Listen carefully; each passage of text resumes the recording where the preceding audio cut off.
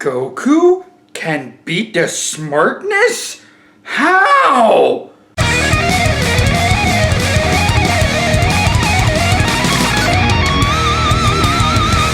What's up everybody, StevDeS here, and welcome to another edition of Dragon Ball Days. This Dragon Ball Day is brought to you by the commenter Ian Cottrell, who made a couple of suggestions on one of my previous videos. One of which I said I might consider. Considering MondoCool already did this, I will tackle it and put my own little spin on it. When I first started thinking about this scenario, I did do digging and I looked at MondoCool's suggestions in his video. And, how do I put this? Well, let me make something clear from the get-go. Like in all of my videos, if the concept has been done, I will refer to that channel and take it a different way, coming up with my own unique sort of idea. In the case of What If Vegeta Was Born Female, MondoCool already did that, but he didn't really tackle upon how Saiyan hierarchies work. Not to mention, Tarbal would have been a thing. I really do believe that the barbaric Saiyan society was not sexually equivalent. They needed the women to be on the planet. Therefore, my version has 100% more Tarbal in it. If I have an idea for a what if that's been done before, if I agree, I'm probably not going to do it. If I disagree, I'm probably going to do it. This set of videos is going to be kind of different, however, because sort of half and half. So let me address this and nip it in the butt, as they say. Nobody says that. And to make this official, I'm just going to read it off the notepad. Hey Schmidt, do one of those screen text disclaimer things. Yeah, that thing. While some details are similar to the MondoCool channel's series, this series is my own interpretation of the topic. In no way do I have any intention of copying anything outright. However, there are some ideas he came up with that I would totally do given the circumstance that I did not see his video. This is purely coincidence wherever it may show. I will, on my honor, address whatever points I agree with and give credit where credit is due. Anything I disagree with, I will also mention so that there is a clear divide in the series. With that said, let's get on with What If Goku Was Raised by Capsule Corp? We open this scene with a very recognizable old man who is way too bright for the screen right now. Let's go ahead and fix that, shall we? While working late in his lab with his cat on his shoulder, there's a large earth shaking outside. Something just landed. Oh boy, a meteorite or something. Something for scientific evaluation. The crash, however, does wake up little Bulma as well, but by the time she gets to the backyard, Dr. Briefs is already there. Dr. Briefs does allow Bulma to watch, but only from the house. She is not to get close because he does not know what this is. This could be anything. And sure enough, he sees the pod buried in his backyard. Approaching the pod, Dr. Briefs is surprised to find a Saiyan child. And this is the Saiyan child from Dragon Ball Minus. The child is banging on the glass. He does not know what's going on, and Dr. Briefs is frantic because he sees a child that just seemingly appeared out of nowhere, scared out of his mind. He's got to try to find he's got to try to help him. Dr. Briefs isn't really a bad guy, nor is he selfish in his motives, but when a child's in danger, I'm pretty sure any self-righteous doctor would go and help him. Dr. Briefs tries to look for a release latch around the pod, but suddenly the pod doors just start opening by themselves. The child sits towards the back of the pod. Naturally, he is scared about the stranger. It's alright, my dear boy. Come now. Come on. I won't hurt you. Come on. Bulma from the house calls out for her father. Apparently, the West City Police Department was called onto the scene, and in reference to the new home of the Briefs family, honestly, it doesn't make much of a change. Bulma says that the police are at the door and they want to know what's going on, and Dr. Briefs responds in kind. He yells at her to tell them that it was just one of his experiments gone wrong and that there's nothing to fear, it's just another test run. Oh, Bulma! Tell your mother to warm up the leftovers while you're at it. Dr. Briefs, with a few scratches and bruises here and there, is able to get the child inside and put some food in front of him. Naturally, the little savage who just endured space travel starts eating barehanded. He doesn't know what a fork is, a knife is, or a spoon, or chopsticks, but he's hungry. However, this is the first solid meal the child's gotten, and so he's kind of content right now. Dr. Briefs realizes that he can't keep this child free with how savage and how mean he is. He was only content after he got some food. Oh, we're going to have to do something here to make sure he doesn't hurt any of my daughters. Or my wife. To keep him well for the time being, Dr. Briefs decides to get a cage with a bed and the blankets, something that'll be at least a little more homey than steel bars and a steel floor. This is just temporary until the doctor finds a more manageable option to deal with the child. After about a week, Dr. Briefs decides to perform brain surgery. No! This is one of the major differences between me and MondoCool's story. Dr. Briefs struck me more as a technology sort of doctor, not really a surgeon. Sure, he's got that indoor garden, but the guy's a billionaire for inventing the hoi poi capsule. He could have just bought a contractor, or he could have gotten King Arthur to do it. It is a good strawberry. I like the laurels particularly. Now, he comes to a little more of a humane decision. He decides that with the right medications... Hold on, StevDeS, you can't just drug Kakarot! You're just gonna use drugs to not put a child under the knife! With a light enough dosage that would decrease over time, Kakarot would start becoming more mellow. And it's not like Dr. Briefs is going to subject this child forever, because a child living on medication is hardly a child at all. Let's come on. If it's necessary for life, cool. But this is not necessary for life. He would look for other outlets for this Saiyan rage that this child seems to have. Something that just doesn't involve destroying things in order to have entertainment. But I suppose just cutting an alien boy's head open, an alien boy that might not have the same biology as the human race, just to change a few things, makes all the more sense, right? I thought so. Besides, I highly doubt Toriyama would go the direction of brain surgery on this one. After about 2 weeks, he's able to see the boys a little bit more mellow and a little bit more friendly.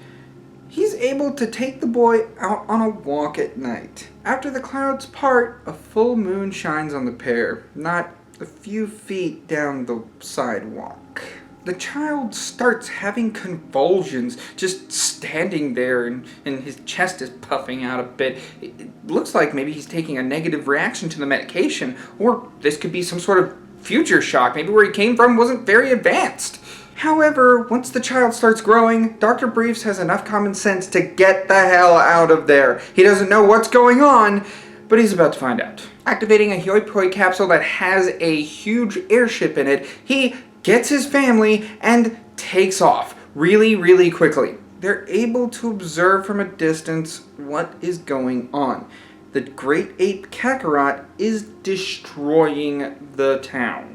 The military, after finding out their weapons aren't very useful, they're able to start evacuating the city, but this leaves thousands wounded and hundreds dead. Come morning, the ape seems to shrink, and that's where Dr. Briefs and his machine gets back into town quickly as soon as he notices the child beginning to shrink again. Later on that day, he would be asked because there's no way his machine would have gotten in and out. And that's where he says, well, we just wanted to get a specimen from whatever that giant monkey thing was and do a bit of research as to why it happened. He couldn't get much. All he could get was a few hairs, but that's about it. The military, as well as the rest of West City, understand that this guy's probably the best candidate for the job. However, that night became abundantly clear to Dr. Briefs that the moon has something to do with it, and over the course of the month, he's able to determine that a full moon is the reason why. Much like in MondoCool's video, I would do the same thing here. where he would take little Kakarot to an uninhabited area, a desert or some mountainous region devoid of much life or civilization, and observe the child. And one full moon, he's able to piece it together. However, this doesn't really explain why the full moon does this to him. After doing a few blood tests over the course of that month, he's— You said he wasn't a biologist! I said the guy wasn't a brain surgeon. He's a rocket scientist, but not a brain surgeon. Doing a bit of these blood tests, Dr. Briefs is able to determine what on Kakarot makes that reaction with the moon. His tail. Dr. Briefs does knock the boy out so he can remove the boy's tail. And this actually would make it a little easier for him to blend in with society. When the boy wakes up, he does start crying about it, though. He loved his tail. But why though? Why would you take away my tail though? Why? It was for your own good.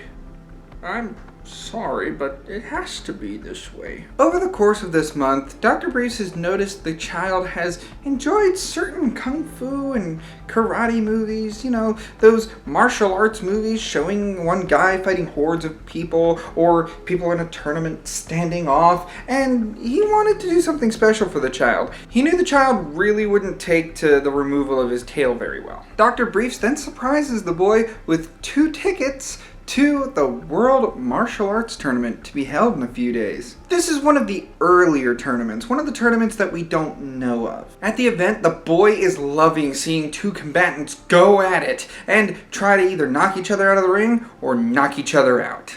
Dr. Briefs realizes that all those kung fu movies that he seems to pay attention to, he doesn't really pay attention to much of the other movies being shown, but the kung fu movies, the World Tournament, his Saiyan angst? Dr. Briefs realizes that he could very well have the outlet that he was searching for the child. Something physical, something physically demanding. Perhaps the child just needs a way to show that. Dr. Briefs calls in a construction crew to begin construction on an area where the child can go ahead and be all out, just have fun throwing some punches, maybe lifting some weights, getting some exercise in. Dr. Briefs himself is also excited about this because it could open some more secrets about this alien child's race. All the while, he realized he didn't name the child. While looking at the child so happily, looking at the arena, at the 2 warriors, he decides to name him right then and there. Because over time, he's gotten some interest in the child as maybe a family member. As a matter of fact, Bulma kind of likes him. Bulma wants to be an older child. He pats the boy's head while watching 2 fighters going at it in the ring. Would you like that, my boy? Mind you, I haven't gotten around to naming you yet. What about Boxa? Do you like that name? Uh-huh. That sounds like a cool name. Like one of that guy, like boxing. Now to be fair, this is also MondoCool's idea, naming the child Boxa, but for a different reason. I would have thought that in West City there would have been more of a fighting circuit that focused on 2 main things, wrestling and boxing. The World Martial Arts Tournament sprouted out, sure, but most of the time, because this is more of an annual event, a lot more of the fighting has to do with, again, the kung fu movies, boxing, and wrestling. So, naturally, I could see him want this name because of a boxer, not because of the namesake. Dr. Briefs, yeah, okay, he could go along with that. To him, it'll be the namesake, but as long as it's okay to the child and the child likes the name, he's okay with it. Being excited about the gym, he realizes that the child really won't get to be a fighter when he grows up the way he wants to unless he gets some proper training. So he needs to think about who might train him. I think I'm going to leave it up to you all. Who gets to train Boxa? In MondoCool's iteration, it was the Dojo Castle, which I can see that. Maybe they had fighters attend the World Martial Arts Tournament, but there is a couple more teachers that could have taken part, such as the Crane School. Imagine a little Boxa training alongside the likes of Tien and Chaozu. But there is also the standby, the legendary Turtle Hermit. And so these are your decisions for that poll up there. It's up to you as far as where this story goes. Now keep in mind, in MondoCool's iteration, he did say the dojo castle. And if you all want that to happen here, by all means, vote that. But the other two options are also there, just for your consideration. So do you think Boxa in this universe will fit in better, or do you think Dragon Ball will be changed drastically by a more intelligent child? And when he's not training could be like a privilege thing. If he's getting good grades and all that, he's still gonna go to school like every other child. But how do you think Dragon Ball might change with a smarter Goku? Leave a comment below! And for more what-ifs in the realm of video gaming and Dragon Ball alike, such as if a certain character stayed evil, hit that subscribe button. Like the video if you enjoyed it, vote in that poll above, and as always, I'll see you in the next one. Ciao. But he was kung fu fighting. Whatcha?